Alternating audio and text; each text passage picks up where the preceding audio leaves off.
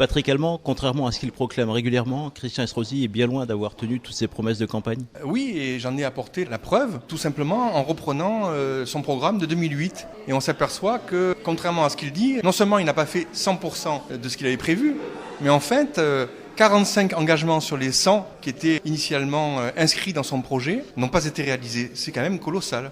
Ces promesses non tenues concernent tous les secteurs de la vie niçoise ? Oui, parce qu'il y a à la fois des promesses sur des domaines extrêmement importants et qui sont très sensibles actuellement à Nice. Je pense aux questions qui sont liées au logement, mais aussi des promesses qui touchent tous les secteurs, notamment les secteurs sportifs, une grande cité des sports, les secteurs culturels, le grand projet des abattoirs. Enfin, tout cela n'a pas vu le jour. Le téléphérique de Bon Voyage n'a pas vu le jour, la promenade des Ponchettes n'a pas été réalisée non plus. Donc il y a un tas de projets structurants qui étaient dans sa plateforme de 2008 qui n'ont pas été réalisés, ce qui fait que le fait qu'il ait le toupet, le culot de dire qu'il a réalisé 100% de ses promesses m'a contraint de réagir et de réagir avec précision et détermination. Et quelles sont selon vous les principales promesses non tenues ? Je viens de vous les citer, donc je ne vais pas les reprendre.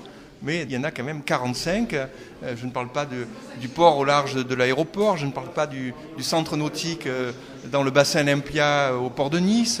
Enfin, on pourrait évoquer un tas de sujets qui sont restés dans les tiroirs et qui n'étaient que des utopies destinées à séduire quartier par quartier et à faire en sorte que les électeurs soient piégés en fait. Vous pensez que les électeurs sanctionneront ce bilan alors qu'ils ont l'impression que les promesses ont été plutôt tenues ? Mon devoir et ma logique politique en même temps, c'est de les alerter et de leur démontrer, et c'était pour ça que c'était important de faire une conférence de presse et que la presse soit nombreuse aujourd'hui pour cette conférence. Donc le titre était le cimetière des promesses non tenues, parce que c'est un titre qui appâte un peu les journalistes pour venir voir ce qui se passait. Mais je ne peux pas, moi, partir en campagne municipale à 3 mois du scrutin maintenant avec des Niçois qui pensent à 77% que le bilan est bon parce qu'ils sont mal informés et parce qu'il leur ment. Parce que dire qu'il a réalisé 100% de ce qu'il avait promis, eh bien, je peux le dire sans crainte, c'est un menteur et je le défie de me traîner en justice pour l'avoir qualifié de menteur. Alors, les promesses sont souvent le lot des campagnes électorales, mais là, vous pensez qu'il y a vraiment de l'abus ? Mais ce n'est pas le problème des promesses, c'est l'heure du bilan.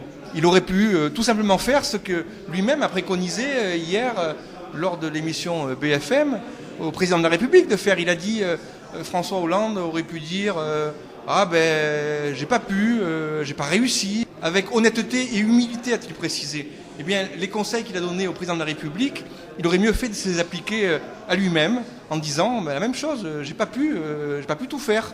Non, il déclare à la presse, j'ai réalisé 100% de mes objectifs. Alors l'heure n'est pas pour vous à dévoiler votre programme, mais concernant les promesses, vous les tiendrez ?